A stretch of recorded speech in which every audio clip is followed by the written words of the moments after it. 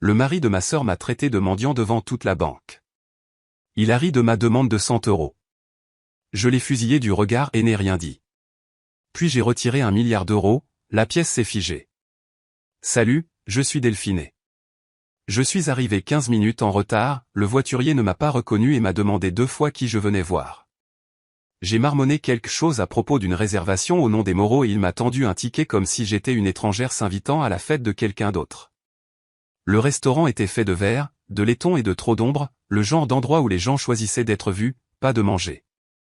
J'avais à peine mis les pieds à l'intérieur que l'atmosphère changea, refroidie non par la température mais par la reconnaissance, ou plutôt son absence. Personne ne leva les yeux de sa table, personne ne fit signe, pas de sourire. Le maître d'hôtel me jeta un coup d'œil comme pour vérifier une erreur. Je passai devant le bar, cherchant un visage familier et aperçus la salle à manger principale derrière une arche dorée. Là, ils étaient, les Moreau, riant, sirotant du vin, parfaitement posés comme dans un magazine. Ma sœur Solange était assise près du centre, rayonnante dans une robe fourreau bleu marine, son mari Laurent à ses côtés avec ce sourire forcé qu'il portait comme une armure. Leur fille, ma nièce, se pencha en avant, murmurant quelque chose avec un ricanement. Alors que je m'approchais, ce ricanement se transforma en mots. « C'est elle », dit la jeune fille sans prendre la peine de baisser la voix, celle que maman aide comme une œuvre de charité. Je m'arrêtai net. Mes talons claquèrent trop fort sur le parquet lustré. Je souris instinctivement, de la même manière que l'on sourit quand quelqu'un vous marche sur le pied mais que l'on est trop poli pour crier. Personne ne se tourna pour me saluer, pas même Solange. J'approchai le serveur le plus proche, essayant de garder ma voix basse et stable. « Bonjour, je crois qu'il devrait y avoir une place pour moi à la réception des Moreau. » Il hésita, regarda vers l'arrière, puis Laurent arriva. Il se déplaçait avec détermination, sans grâce, le genre d'homme qui parlait d'abord et réfléchissait ensuite. « Delphine, dit-il d'un ton que l'on réserve aux chiens du voisin qui n'arrêtent pas d'aboyer. »« Je ne t'attendais pas, j'ai répondu, dis-je doucement. » Il rit, pas fort, mais assez. « Peut-être la prochaine fois, confirme avec quelqu'un qui compte. » Puis, plus fort, aux serveurs, aux invités, à toute la salle, il déclara, comme un verdict, « Nous ne servons pas les mendiants. » Peut-être devrait-elle aller voir le refuge en ville. Des rires suivirent, étouffés, polis, mais des rires tout de même. Je ne tressaillis pas, je ne pleurai pas. J'ai simplement hoché la tête et suis passé devant lui comme si j'avais été en route pour les toilettes tout ce temps. Mon cœur battait la chamade dans mes oreilles, mais mon visage, ne trahissait rien. Personne ne me suivit. J'atteignis un coin tranquille à l'arrière, près d'une fenêtre qui ne donnait sur rien. Je fixai le verre, ne voyant que mon reflet, trop apprêté pour être plein, trop invisible pour être accueilli. Ils avaient déjà fait cela auparavant, de manière plus discrète, les invitations manquaient, les photos sans moi, les messages de groupe auxquels je n'étais jamais ajouté. Mais cela, c'était différent. C'était une déclaration. Je pensais à ma mère, et à la façon dont elle disait toujours, « La famille vous soutient quand le monde vous tourne le dos. » Elle n'avait pas vécu assez longtemps pour voir cette version de la famille. Ou peut-être l'avait-elle vue et avait choisi de détourner le regard. Je restai immobile pendant ce qui me sembla des années, assez longtemps pour entendre des toasts dont je n'étais pas partie prenante, pour sentir l'odeur du canard rôti que l'on ne me servait pas, pour sentir le poids d'une carapace s'installer dans mes os comme une seconde peau. Quand je me décidai enfin à partir, je ne fis pas de scène, cela leur aurait donné trop de crédit. Je sortis dans l'air frais de Marseille et marchai vers ma voiture, mes talons tapant un rythme qui ressemblait plus à une retraite qu'à une victoire.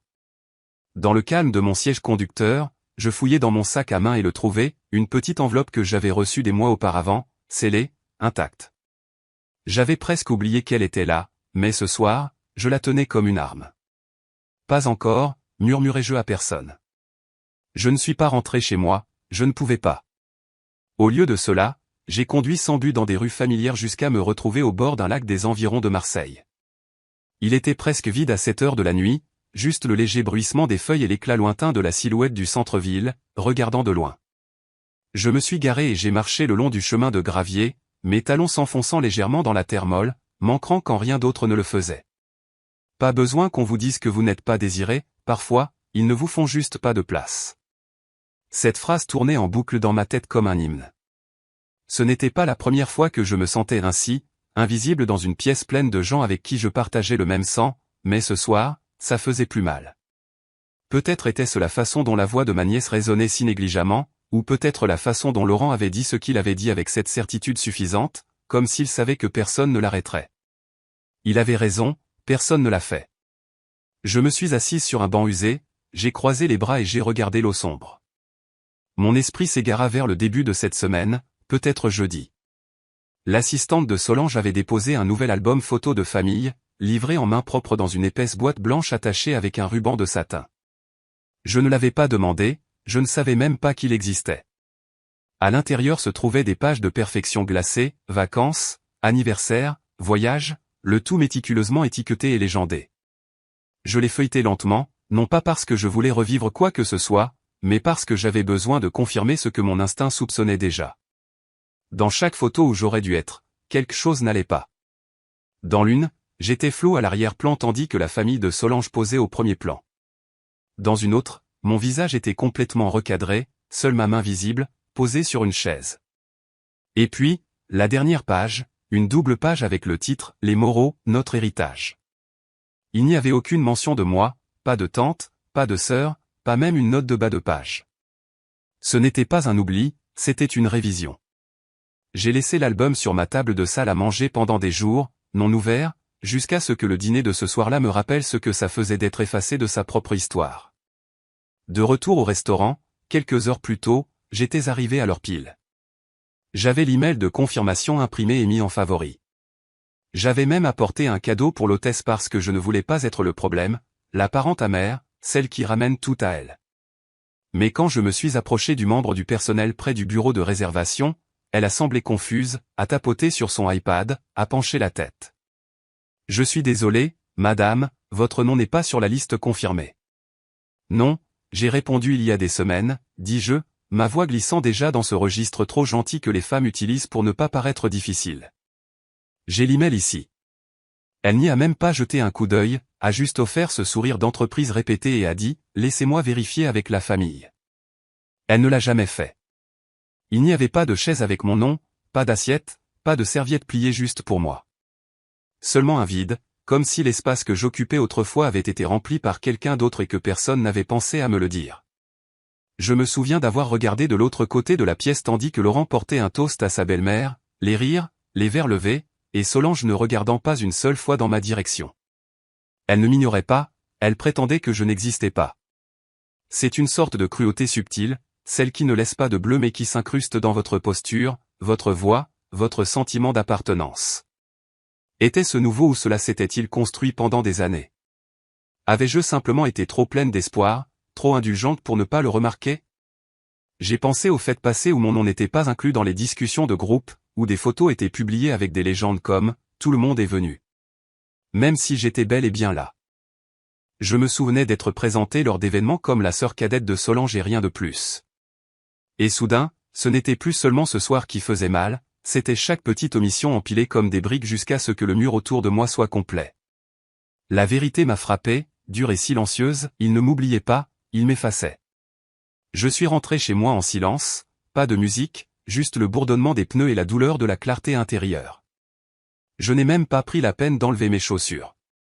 Je suis allé directement à la bibliothèque et j'ai commencé à tirer des tiroirs, cherchant quelque chose que je n'avais pas touché depuis des années, de vieux dossiers, des enveloppes, un classeur avec des documents que j'avais autrefois enfouis sous le sentiment, des contrats, des signatures, des enregistrements que je n'étais pas censé avoir mais que j'avais gardés de toute façon, car une partie de moi a toujours su. Je n'ai pas dormi cette nuit-là. Au lieu de cela, je suis resté assise par terre, des papiers étalés autour de moi comme une carte de tout ce qu'ils avaient essayé de me prendre, tout ce qu'on m'avait dit ne pas avoir d'importance. Si je n'ai pas de place à leur table, murmurai-je, j'en construirai une qu'ils ne pourront ignorer. Cette nuit-là, j'ai cessé de faire le deuil d'une famille, j'ai commencé à en auditer une. L'horloge brillait juste après minuit, mais je n'étais pas fatigué. Mon corps me faisait mal du poids de la prétention, de rester droite dans un endroit qui ne m'avait jamais invité à m'asseoir. J'ai troqué mes talons contre des chaussettes et mon silence contre la curiosité.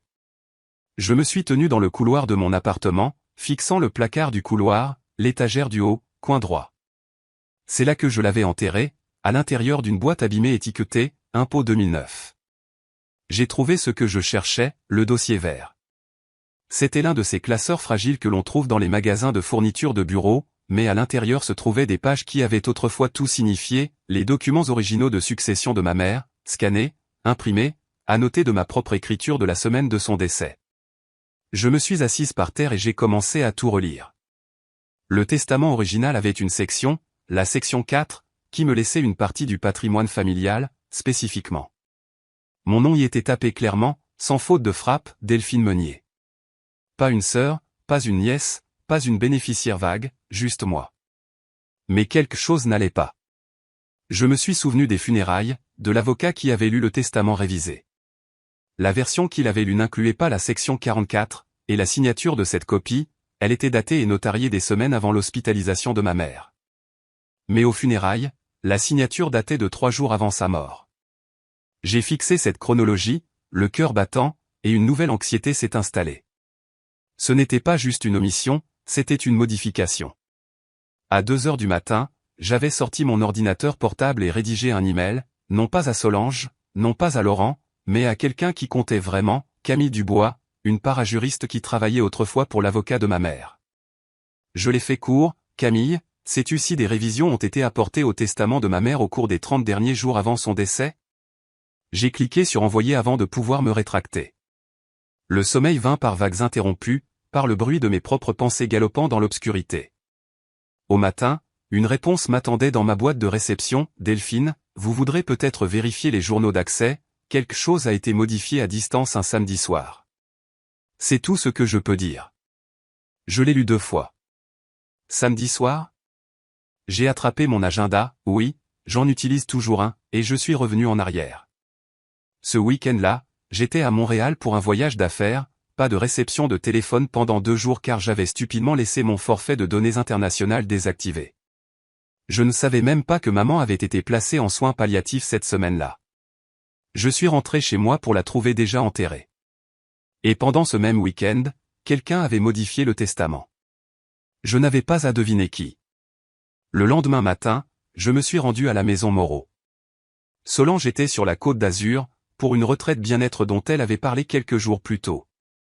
Cela signifiait que la femme de ménage serait la seule à la maison, et elle m'aimait toujours bien. Marine me laissa entrer sans un mot. Je lui ai dit que je venais chercher des livres que maman m'avait promis. Ce n'était pas un mensonge.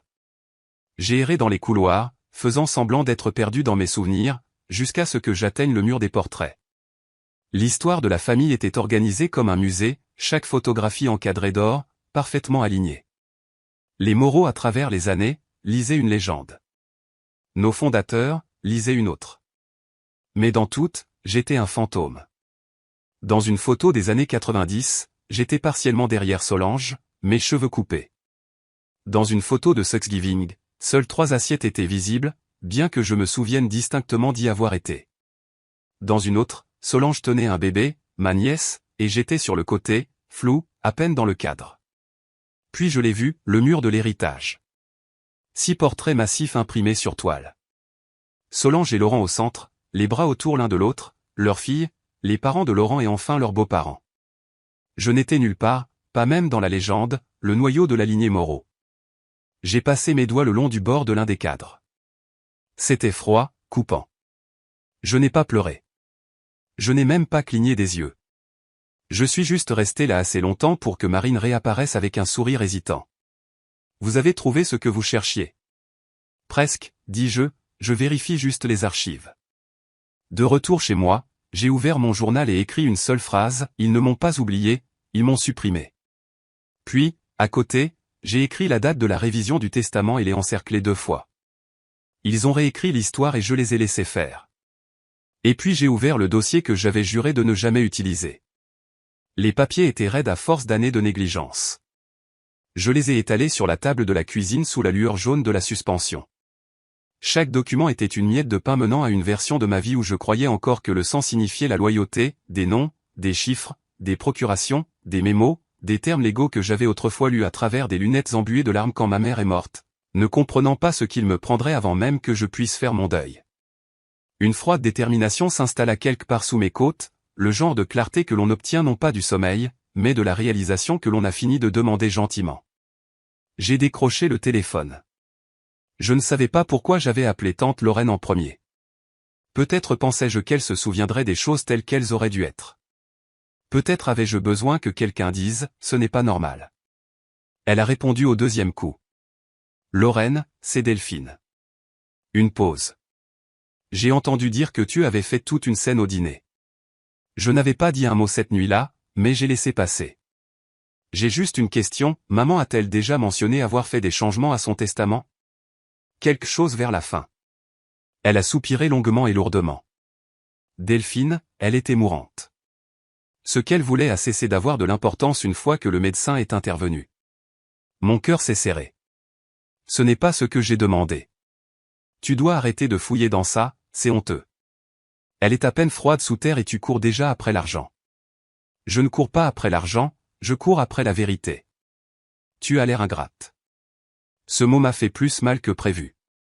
Ingrate, comme si la gratitude était le prix du silence, comme si je n'avais pas passé des années à me mordre la langue chaque fois qu'il me faisait me sentir comme l'obligation indésirable de la famille. Je suis désolé que vous ressentiez cela, dis-je, et j'ai raccroché avant qu'elle ne puisse transformer un autre souvenir en arme. Appel suivant, le bureau de l'avocat. Une réceptionniste a répondu avec ce genre de gaieté neutre qui ne vient que d'un script. J'ai donné mon nom, j'ai demandé à parler à quiconque supervisait la succession de ma mère. Je suis désolé, dit-elle après un instant, nous avons reçu l'instruction de ne travailler qu'avec l'exécuteur testamentaire. Solange, dis-je sèchement. Oui, mademoiselle Moreau est notre contact désigné. Je suis une héritière directe. Il y eut une pause, puis d'une voix aussi clinique qu'un scalpel froid, pas dans le document final, mademoiselle Meunière. Je n'ai pas répondu, je n'ai pas raccroché le téléphone brutalement, j'ai juste mis fin à l'appel et je me suis rassise dans ma chaise. Le silence à nouveau, le genre qui n'est pas paisible mais épais d'absence, le genre qui me poursuivait chez moi après les dîners de famille, s'accrochant à moi comme de la fumée. Je me suis retrouvé à marcher vers la petite boîte en bois sur ma bibliothèque, celle avec de vieilles lettres et cartes que je n'ai jamais jetées. À l'intérieur se trouvait une carte d'anniversaire de maman, écrite de son écriture penchée et bouclée, ne laisse jamais personne te dire que cette famille fonctionne sans toi. Je me souviens du jour où elle me l'a donnée. Nous étions assis sur son porche, ses doigts tremblaient déjà à cause des médicaments, mais sa voix était ferme. Ils pensent tous qu'ils sont en charge, disait-elle en sirotant son thé, mais ils ne tiendraient pas une semaine sans toi pour les nettoyer. J'avais ri alors, ri parce que je pensais que c'était de l'amour déguisé en sarcasme, mais maintenant cela résonnait comme un avertissement que je n'avais pas su entendre à temps. Cette nuit-là, je n'ai pas pleuré, je n'ai pas explosé de rage. J'ai ouvert une feuille de calcul, relevé bancaire, titres fonciers, comptes joints sur lesquels j'étais autrefois autorisé, mais dont j'avais été mystérieusement retiré. Chaque point de données était un clou dans le cercueil de leur version des événements.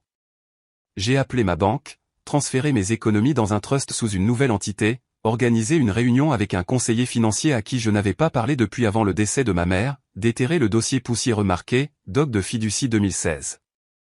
S'ils allaient faire semblant que je n'existais pas, je m'assurerais que la terre sur laquelle ils construisaient leurs mensonges se souvienne exactement de qui possédait le sol en dessous. Ils m'ont enfermé hors de la maison, j'achèterai la terre sur laquelle elle se tient. Avant de me coucher, si l'on peut appeler 4h17 du matin, l'heure du coucher, j'ai enregistré un message vocal, calme, posé, mortel. Solange, je ne veux pas te combattre, mais si tu continues à faire semblant que je ne suis pas là, je deviendrai impossible à ignorer. Quand ils m'ont enfermé, ils ont oublié que j'avais encore les plans.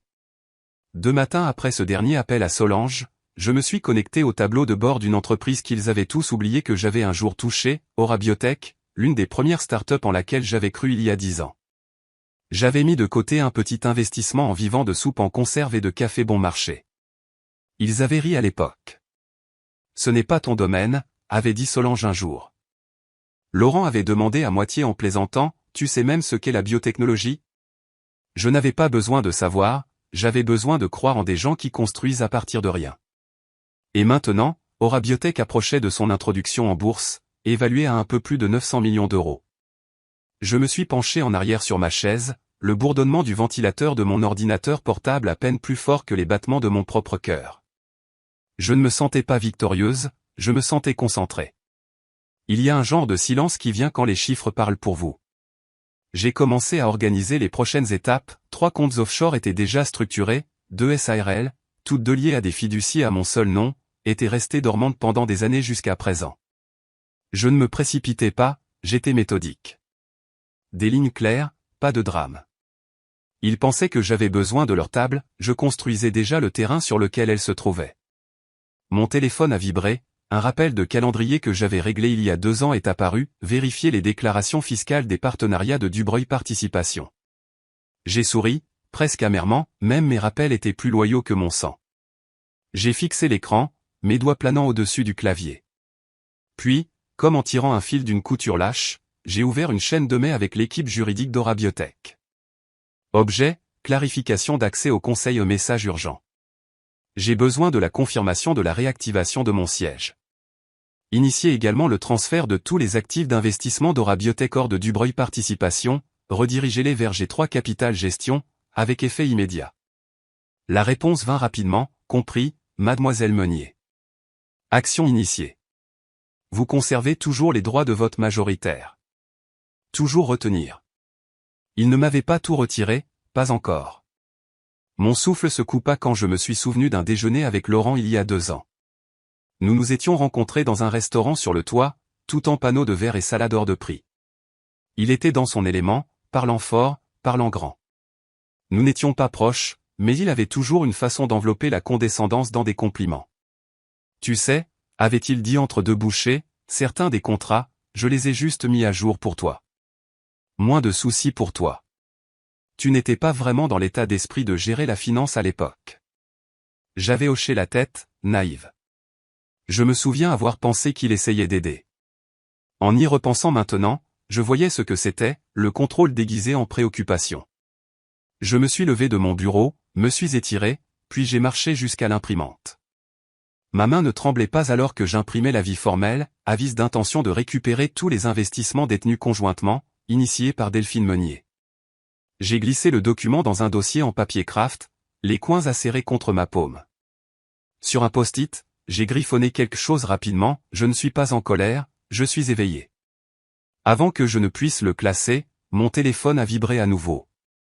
J'ai supposé que c'était une autre confirmation bancaire, mais non, c'était une invitation de calendrier. Objet, réunion du patrimoine familial héritage. Organisateur, l'assistante de Solange Moreau. Je l'ai regardé, mes lèvres se crispant en quelque chose entre un sourire et un rictus. Il pensait vraiment que c'était fini. Il pensait vraiment que je resterais silencieuse, accepterais les modifications, porterais la robe et sourirais sur les photos. Pas cette fois. J'ai tapé, accepté, et me suis murmuré, voyons comment ils se comportent quand ils pensent qu'ils ont déjà gagné. Au moment où ils ont vu ma main, le coup était déjà porté. Je me suis réveillé avant le lever du soleil. Mon corps me faisait mal, non par épuisement, mais par la retenue, la rage contenue trop longtemps se calcifie en quelque chose de plus aigu, de plus précis. J'ai attrapé mon téléphone, l'invitation à la réunion de succession me fixait toujours depuis l'écran de verrouillage, un petit paquet soigné de fausse diplomatie. Les Moreau essayaient de présenter cela comme des affaires, mais enfermer quelqu'un hors de son propre nom n'était pas des affaires, c'était la guerre. J'ai ouvert l'application bancaire. Je devais retirer mes fonds personnels de tout ce qui était même vaguement lié au réseau familial. Mes doigts planaient au-dessus de l'onglet de transfert. Erreur, accès restreint. J'ai cligné des yeux, j'ai réessayé. Même message, accès restreint. J'ai actualisé, rien n'a changé. Puis j'ai vérifié le fonds d'héritage joint, celui créé par maman avant que le cancer ne progresse, celui auquel je contribuais depuis des années. Même erreur. J'ai appuyé sur le bouton d'aide. Une fenêtre de chasse est ouverte, joyeuse comme toujours, bonjour, comment pouvons-nous vous aider? J'ai tapé, pourquoi mon accès est-il restreint sur le compte se terminant par 3497? La réponse est arrivée 3 minutes plus tard, selon les instructions de l'exécuteur testamentaire, toutes les modifications de compte doivent être autorisées par le représentant désigné. Solange, bien sûr, c'était elle. Ils n'avaient pas seulement fermé une porte, ils avaient scellé chaque fenêtre, chaque évan, puis avaient souri en le faisant. J'ai quitté l'application. Pendant un instant, je ne sentais plus mes mains. J'ai ouvert le chat de groupe familial, en partie par réflexe, en partie par habitude. J'avais besoin de quelque chose pour me rassurer, pour me rappeler que je n'hallucinais pas la trahison. C'était parti. Le fil de discussion qui existait depuis le diagnostic de maman, où nous partagions des mises à jour, des notes de médecins, des photos de famille, n'était plus sur mon écran. J'ai fait défiler les fiches archivées, rien. J'ai tapé un message dans la barre de recherche, sachant qu'il n'arriverait pas, aucun résultat. Non seulement ils avaient bloqué mes comptes, mais ils m'avaient aussi retiré des salles numériques, celles où les décisions étaient prises, les blagues échangées, les repas planifiés. Je n'étais pas juste, hors de la boucle, j'étais supprimé. Je me suis levé, toujours en robe de chambre, et je suis allé à mon bureau. Il n'y avait pas de colère dans mon souffle, pas de cri. J'ai ouvert mon lecteur sécurisé et j'ai créé un nouveau dossier, préparation alpha 1B. À l'intérieur, j'ai glissé des captures d'écran, des erreurs horodatées, les emails de réponse au chat, une copie de la chronologie du testament, mes notes du rejet de l'avocat de la succession. Puis j'ai ouvert un ancien portail lié à des sociétés écrans que j'avais créées il y a 10 ans, à l'époque où j'avais juste assez de vision et juste assez de méfiance pour me prémunir. J'ai commencé à rediriger les comptes l'un après l'autre à travers des entités au Luxembourg, en Suisse et aux îles Caïmans. S'il voulait m'effacer, il devrait passer des années à démêler le fil d'Ariane. Avant le déjeuner, j'ai rédigé une lettre de mise en demeure, non pas par émotion, mais par précision. À qui de droit, vous êtes par la présente informé que toute obstruction continue de l'accès aux actifs, compte ou communication sous le nom de Delphine Meunier sera considérée comme une violation directe du devoir fiduciaire et entraînera des recours juridiques immédiats. Tous les cas sont documentés. Ceci n'est pas un avertissement, c'est une déclaration. Je l'ai signé numériquement et l'ai envoyé dans la boîte de réception de Solange, avec copie à l'équipe juridique qui représentait autrefois maman. Pas de menaces, pas de dramatisme, juste un enregistrement. En soirée, j'étais de retour à la table de la cuisine, sirotant du thé froid, quand le téléphone a sonné. C'était un numéro inconnu. J'ai failli ne pas répondre, mais la curiosité l'a emporté. Il n'y avait pas de voix humaine, juste une voix robotique, plate et mécanique, nous savons ce que vous faites. Vous avez rendu cela personnel. Je n'ai pas hésité. Je suis né là-dedans, dis-je calmement. Vous l'avez rendu personnel le jour où vous avez réécrit mon nom. Et puis j'ai raccroché. La pièce où j'entrais n'était pas seulement une réunion, c'était une scène. Mais avant que j'y arrive, avant la salle de conférence, les poignées de main, la fausse civilité, ils avaient tenté de baisser le rideau sur moi complètement. Cela commença par une fuite, du moins c'est ainsi qu'elle fut étiquetée lorsqu'elle arriva dans ma boîte de réception, transférée par quelqu'un d'Aura Biotech qui avait encore la décence d'être mal à l'aise. Le document semblait soigné, subtil, comme toutes les choses dangereuses, bref interne du Breuil Participation. Là, en gras, se trouvait la première ligne, au vu des tensions récentes autour de la succession, nous souhaitons exprimer notre inquiétude concernant la santé de mademoiselle Delphine Meunier. Des comportements récents suggèrent un schéma d'instabilité émotionnelle qui requiert compassion, discrétion et distance. Ils ne m'ont pas traité de folle, ils m'ont appelé fragile. J'ai fixé l'écran, ma mâchoire si serrée que mes masséters me faisaient mal. Mon nom était mal écrit, Meunière, au lieu de Meunier, non pas une fois mais 3 fois dans le document. En termes officiels, ce n'est qu'une faute de frappe, mais j'avais déjà vu cette ruse, changer un nom et soudain vos dossiers ne correspondent plus, soudain votre autorité, votre titre, votre place à la table sont remis en question. C'était chirurgical, un effacement silencieux masqué en protocole. Et puis vinrent les captures d'écran, des messages privés de fils de discussion familiaux, pas le chat de groupe dont j'avais déjà été exclu, mais un autre séparé, rempli d'empathie latérale. Elle n'a jamais été tout à fait normale, pauvre Delphine. Elle a toujours eu du mal à suivre. Un message du numéro de Solange fut le plus douloureux, je fais ce qui est le mieux pour elle, quelqu'un doit le faire. J'ai appelé Julie d'Aura Biotech. Elle était conseillère au conseil d'administration depuis des années et l'une des rares personnes qui me prenait au sérieux, même lorsque j'étais silencieuse lors des réunions. Tu l'as vu, demandai-je. Une pause. Oui. Tu le crois. Une autre pause. Je ne pensais pas que c'était vrai, mais ta sœur a transmis quelque chose sur une dépression confidentielle. La ligne est devenue silencieuse. J'ai raccroché. Je n'ai pas crié, je n'ai rien jeté. J'ai ouvert une fenêtre, laissé entrer l'air et laissé les mensonges glisser sur moi comme la pluie. Ils ne me combattaient pas avec des preuves, ils me combattaient avec des murmures. L'arme la plus efficace n'était pas l'accusation, c'était la préoccupation. Ils me dépeignaient non pas comme volatile, mais instable, non pas dangereuse, juste trop fragile pour être digne de confiance. Le genre de narration qui vous fait paraître défensif au moment où vous le niez.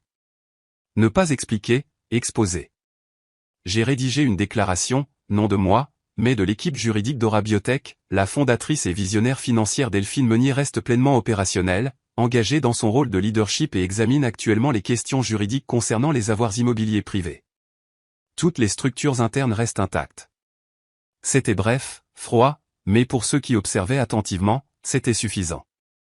Le lendemain, j'ai mené ma propre campagne silencieuse, réaffirmant les contrats, réactivant les journaux de mai, rétablissant les lignes d'autorité traçables dans les bases de données publiques.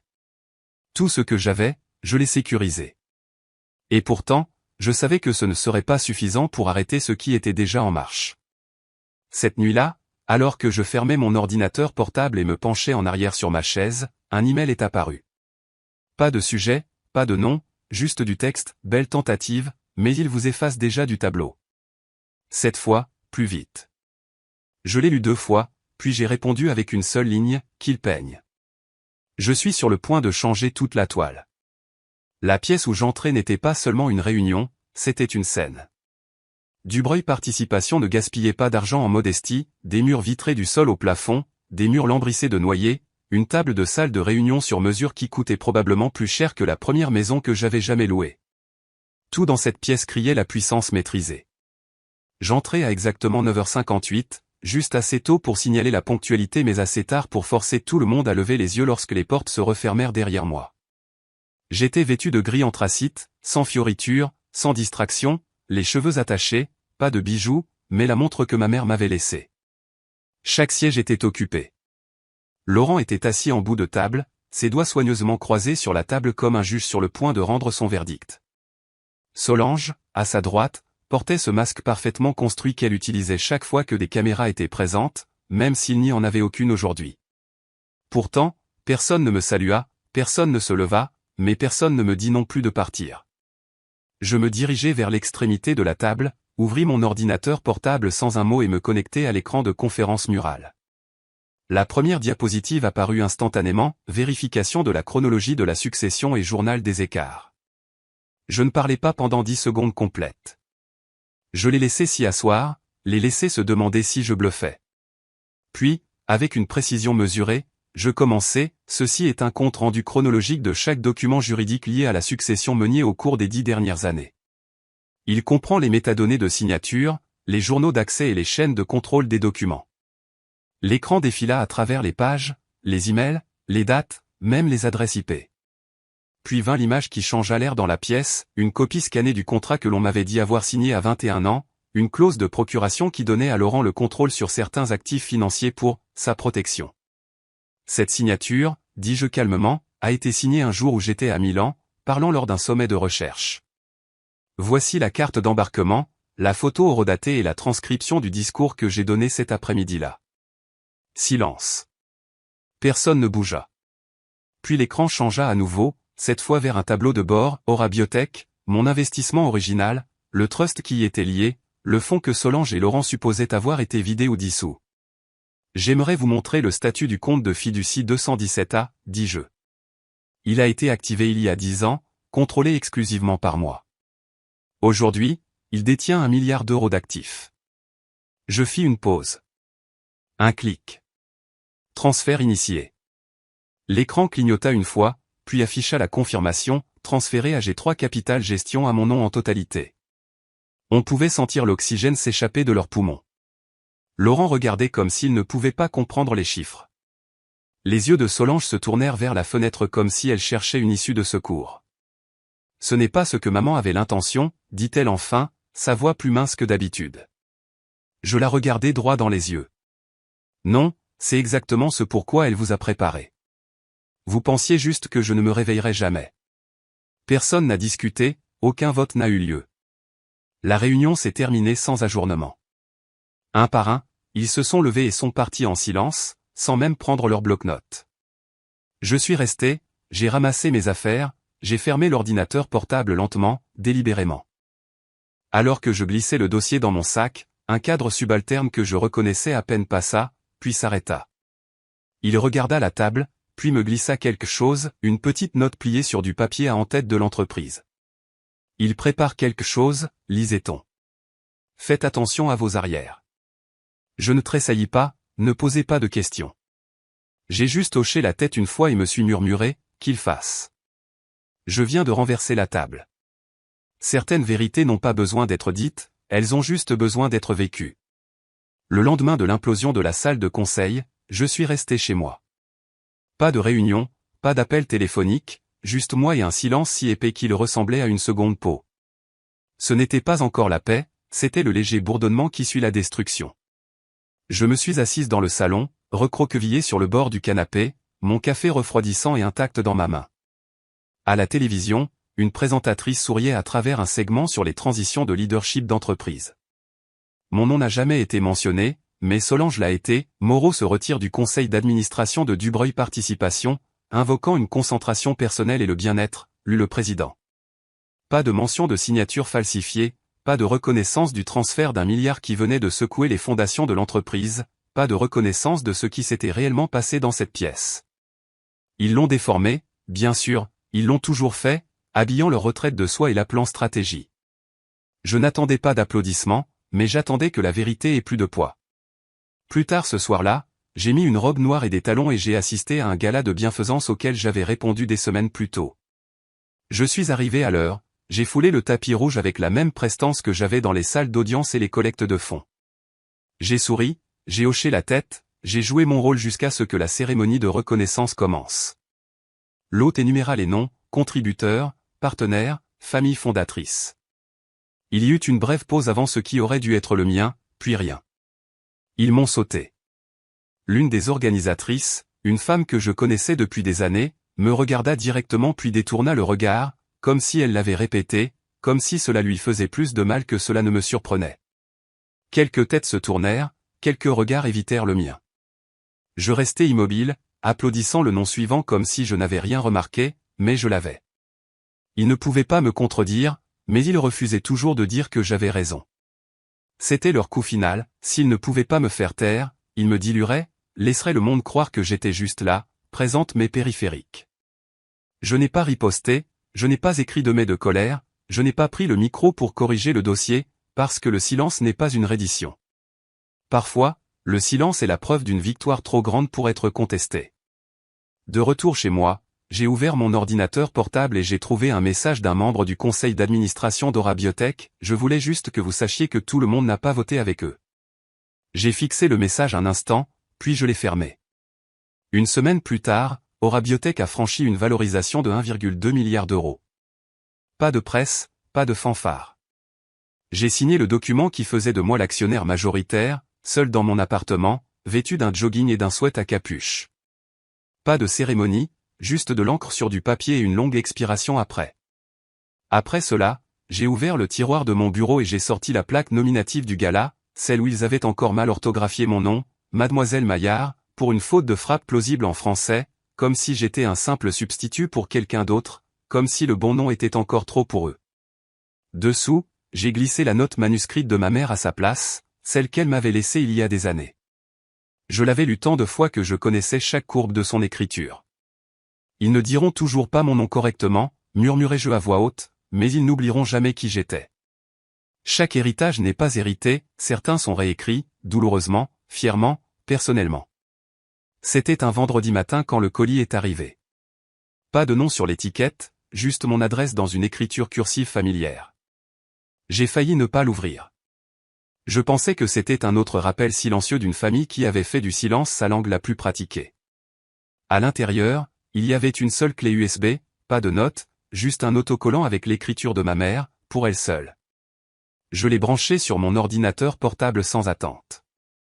Ce qui s'est chargé était une vidéo granuleuse enregistrée dans sa chambre, peut-être des semaines avant son décès. L'éclairage était médiocre, sa voix faible, mais ses yeux, ils m'ont tenu. Delphine, dit-elle lentement, comme si les syllabes elles-mêmes demandaient un effort, je sais qu'ils t'ont fait sentir comme une ombre, mais tu es la lumière qui maintient cette famille réelle. Je n'avais pas réalisé que j'avais arrêté de respirer jusqu'à ce que l'écran devienne noir. Plus tard dans la journée, la sonnette sonna. C'était mon beau-père. Je ne l'avais pas vu depuis près d'1 an. Il avait l'air plus vieux, ou peut-être n'avais-je pas remarqué à quel point il semblait toujours fatigué quand maman était encore en vie. Il tenait une petite enveloppe légèrement jaunie, le sceau toujours intact. Elle a écrit ceci la semaine avant de perdre sa voix, dit-il, les yeux évitant les miens. J'étais censé te le donner, mais je ne l'ai pas fait. J'avais peur, je ne voulais pas de bagarre. J'étais un lâche. Il me l'a tendu et je ne parlais pas, ne bougeais pas, me contentais de hocher la tête une fois et de refermer la porte derrière lui. J'ai lu la lettre assise en tailleur sur le sol, le dos contre la bibliothèque. C'était court, doux, sa voix à l'encre, je t'ai laissé des instructions pour que tu guides. S'ils écoutent, guide-les.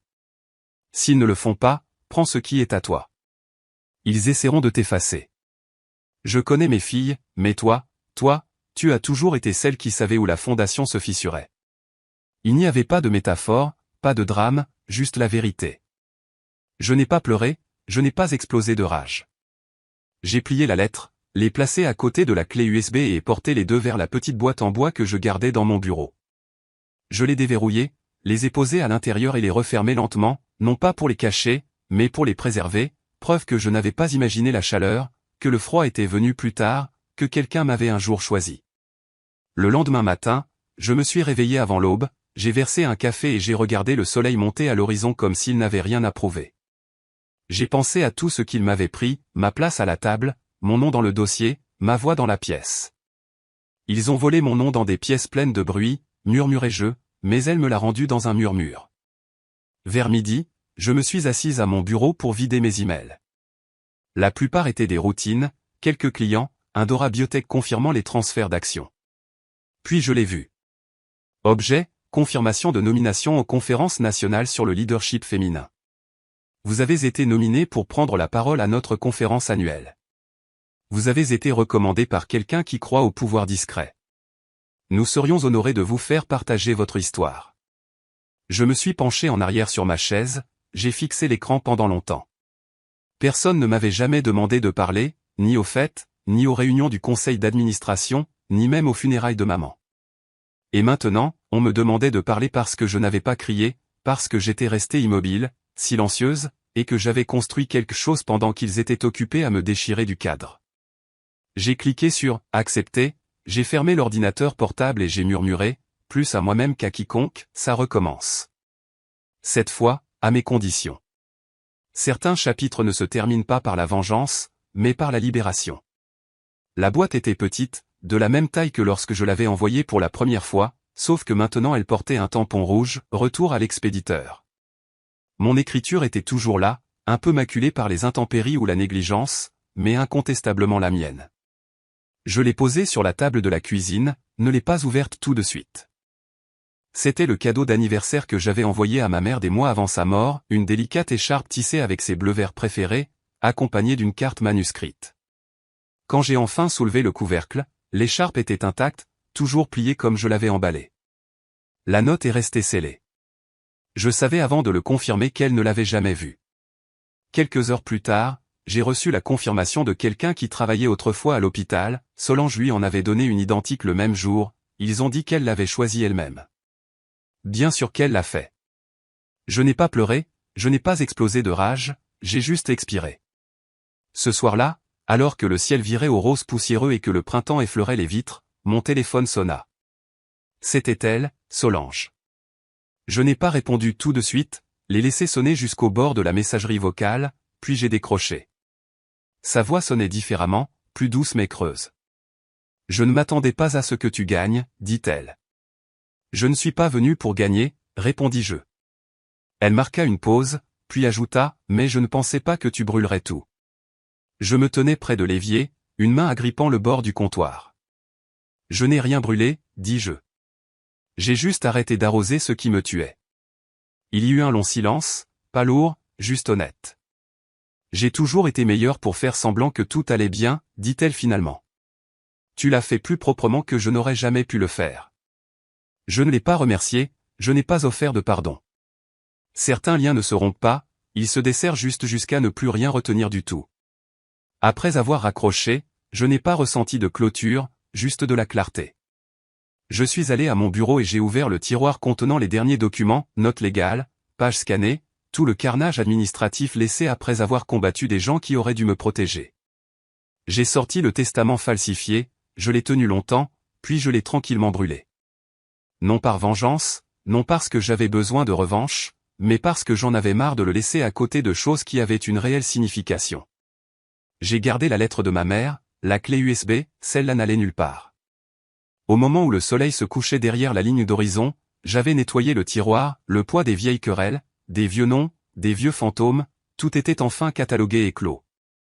Je me suis versé du thé, je me suis assise sur le canapé et j'ai regardé les lumières de la ville s'allumer comme des étoiles, trop fier pour attendre l'obscurité. Mon téléphone a vibré doucement sur la table à côté de moi, un email. Objet, redéfinir le pouvoir aux confirmations finales de l'orateur. Je ne l'ai même pas ouvert. L'objet disait tout. Ils continueront à réécrire l'histoire, murmurai-je, mais j'ai cessé de demander une page. Certains noms sont murmurés avec peur, d'autres sont prononcés avec pouvoir. Le mien sera rappelé en silence. La salle de bal de la conférence nationale sur le leadership féminin ne ressemblait en rien aux espaces où j'avais combattu auparavant, pas de murs lambrissés de noyés, pas de regard de salle de réunion surveillée, juste une mer de visages inconnus, des étrangers qui ne s'intéressaient pas aux arbres généalogiques mais à ce que vous aviez traversé. Les lumières s'éteignirent. Mon nom apparut sur l'écran, orthographié correctement pour une fois, veuillez accueillir Delphine Meunier. Des applaudissements s'élevèrent, non pas tonitruants, mais constants, comme une reconnaissance, pas une obligation. Je m'avançai lentement, faisant chaque pas comme si je posais une brique sous mon propre nom. Au pupitre, je laissai le silence s'installer un instant avant de commencer. Je n'ai jamais voulu de guerre, dis-je, ma voix égale et stable. Je voulais seulement une place. Quand aucune ne fut offerte, j'ai construit la table. Je n'étais pas là pour leur parler de trahison, pas directement. J'étais là pour parler de structure, de stratégie, du genre de force tranquille qui survit au bruit, le genre que l'on construit dans l'ombre pendant que tout le monde regarde les projecteurs. Je leur racontais l'histoire, des bribes, sur ce que cela signifie d'être effacé, d'être rendu invisible tout en étant au centre du cadre, sur le silence utilisé comme une gomme et le silence utilisé comme une armure. Ma voix trembla une fois quand je dis, ils m'ont traité d'instable parce que je n'ai pas crié. Ils m'ont traité d'ingrate parce que je ne me suis pas incliné. Mais elle se stabilisa, elle le faisait toujours. La pièce ne bougea pas de tout, pas de murmure, juste des respirations partagées. À mi-parcours, je fis une pause, regardai les rangées de femmes, dirigeantes d'entreprises, mères, bâtisseuses de communautés, des gens qui savaient comment la douleur pouvait polir. Il y avait un homme, dis-je, qui m'a un jour regardé en face et a dit, « Nous ne servons pas les mendiants. » Je laissai cette phrase flotter. Puis je souris, lentement et sincèrement. Drôle, dis-je, maintenant ils font tous la queue pour me servir. Pas un rire, juste l'immobilité. Puis lentement, les mains se joignirent, pas tout en même temps, pas une ovation debout, mais quelque chose de mieux, des applaudissements soutenus et durables. Quand je descendis de la scène, je ne regardai pas en arrière. Je suis rentré chez moi le lendemain. L'air devant mon appartement était différent, ou peut-être que c'était moi. La lourdeur était partie, remplacée par quelque chose de plus stable, non pas de la fierté, non pas de la paix, mais une place. Dans le courrier, une lettre sans adresse de retour. À l'intérieur, un simple bout de papier tapé, « Tu as parlé pour nous toutes ». Je l'ai lu une fois, puis je l'ai plié et l'ai placé dans le tiroir à côté de la note de ma mère. Cette nuit-là, je n'ai pas travaillé, je n'ai pas planifié, je me suis juste assise près de la fenêtre, le thé refroidissant sur le rebord, et j'ai regardé la ville expirer sous moi. Je n'ai pas juste survécu à eux, murmurai-je, je les ai dépassés. Ce n'est pas la fin d'un nom, c'est le début d'un héritage. Parfois, le pouvoir le plus retentissant est celui qui ne crie pas, il refuse simplement de disparaître. Si vous avez suivi mon histoire depuis le début, vous savez maintenant que je n'ai pas gagné parce que j'ai crié plus fort. J'ai gagné parce que je suis resté debout longtemps après que les cris aient cessé. Il y a eu des jours où j'ai remis en question ma valeur, des moments où j'ai cru leur version de moi, et des nuits où je voulais disparaître dans le silence qu'ils m'imposaient. Mais ce que j'ai appris, ce que je veux que vous reteniez, c'est que votre valeur ne vient pas de ceux qui vous applaudissent. Elle vient de savoir profondément et tranquillement qui vous êtes quand personne ne regarde. À tous ceux qui ont déjà été effacés, ignorés ou réécrits par la peur ou l'ambition de quelqu'un d'autre, vous n'êtes pas seul. Peut-être êtes-vous le frère ou la sœur qui a été laissé de côté de l'histoire, le collègue ignoré, l'enfant oublié dans les politiques familiales. Peut-être êtes-vous la personne discrète à l'arrière, construisant votre propre table pendant que tout le monde se bat pour une place. Parlez quand vous êtes prêt, et parlez d'une manière qu'ils ne pourront ignorer. Maintenant, je veux vous entendre, vous êtes-vous déjà senti invisible à cause des personnes qui auraient dû vous voir le plus? Qu'avez-vous fait ou qu'auriez-vous aimé faire? Commençons cette conversation dans les commentaires. Si cette histoire a résonné en vous, si elle vous a fait faire une pause, pleurer ou respirer un peu plus profondément, laissez un dans les commentaires ou dites-moi d'où vous regardez. Et, si ça ne vous a pas plu, dites-moi pourquoi, je suis là pour écouter aussi. Et n'oubliez pas, si cette histoire a touché votre cœur, abonnez-vous à la chaîne pour ne pas manquer la prochaine. Plus d'histoires arrivent, des histoires sur la force tranquille, les secondes chances et le pouvoir de ne pas abandonner. Je vous y retrouverai.